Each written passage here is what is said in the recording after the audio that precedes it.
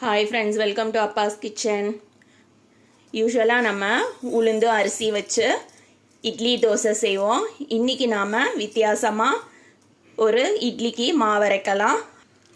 அதுக்கு இந்த மாதிரி முழு பாசிப்பருப்பு எடுத்திருக்கேன். பாசிப்பருப்பும் நம்ம உளுந்து அரிசி மூணையும் வச்சு சூப்பராக மாவு ரெடி பண்ணி நம்ம தோசை இல்லை இட்லி எது வேணாலும் செய்யலாம். பாசிப்பருப்பு அரைக்கப் அளவுக்கு எடுத்துட்டு இந்த மாதிரி ஊற வச்சிருந்தேன்.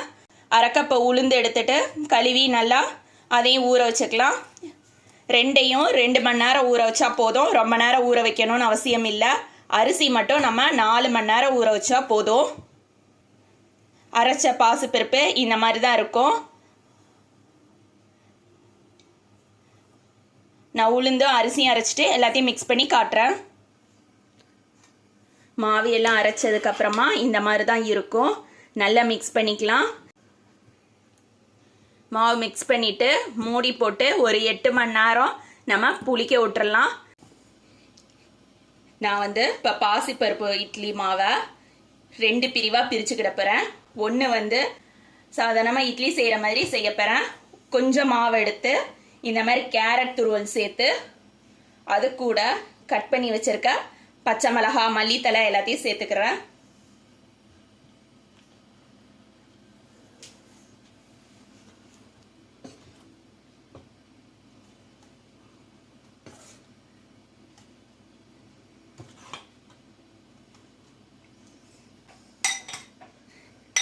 எல்லாத்தையும் நல்லா மிக்ஸ் பண்ணிக்கலாம். பசங்களுக்கு சாதாரணமாக வெறும்னா இட்லியாக கொடுக்கறத விட இந்த மாதிரி எல்லாம் மிக்ஸ் பண்ணி நம்ம இட்லி செஞ்சு கொடுத்தோம்னாக்கா விரும்பி சாப்பிடுவாங்க. பாசிப்பருப்பு உடம்புக்கு ரொம்ப நல்லது. வாரத்தில் ஒரு நாளாவது இந்த மாதிரி செஞ்சு கொடுங்க. இப்போ நம்ம இட்லி ஊற்றிக்கலாம். இட்லி தட்டலாம் இந்த மாதிரி முந்திரி வச்சுருக்கேன். முந்திரியை ஒரு முந்திரி வச்சிடலாம். நம்ம மிக்ஸ் பண்ணி வச்சுருக்க மாவை ஊற்றிடலாம்.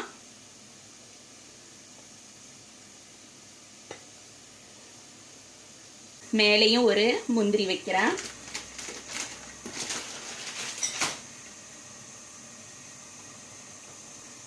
முந்திரி ஆப்ஷனல் தான். முந்திரிக்கு பதிலாக நீங்கள் பாதாம் கூட வைக்கிறதா வச்சுக்கலாம். பசங்களுக்கு முந்திரி ரொம்ப பிடிக்கும். இந்த மாதிரி இட்லியில் நம்ம செஞ்சு கொடுத்தோம்னாக்கா கண்டிப்பாக பசங்க சாப்பிடுவாங்க. இதை இட்லியை அவிச்சிடலாம். இட்லியை வேக வச்சிடலாம். வேக வச்சுட்டு அதுக்கப்புறம் காட்டுறேன். இட்லி ரெடி ஆயிடுச்சு. பாருங்க எவ்வளோ சாஃப்டாக இருக்குதுன்னு சொல்லிட்டு. நல்லா சாஃப்டாக இருக்கு. இப்போ பிளேட்டுக்கு நம்ம மாற்றிடலாம்.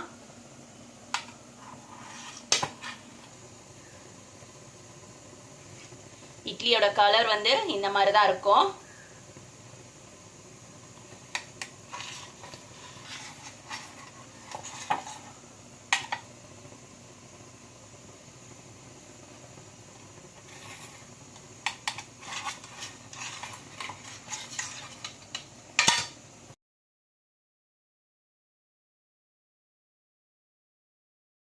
இது நம்ம கேரட்டு மல்லித்தலை எல்லாம் சேர்த்த இட்லி.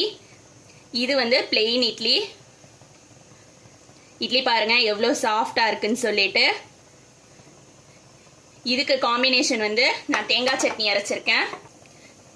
எப்போதும் நம்ம செய்கிற இட்லியை விட இந்த மாதிரி வித்தியாசமான இட்லி செஞ்சு கொடுத்தா பசங்க கண்டிப்பாக விரும்பி சாப்பிடுவாங்க. இதே மாதிரி நீங்களும் உங்கள் வீட்டில் செஞ்சு பாருங்கள். தேங்க்ஸ் ஃபார் வாட்சிங்.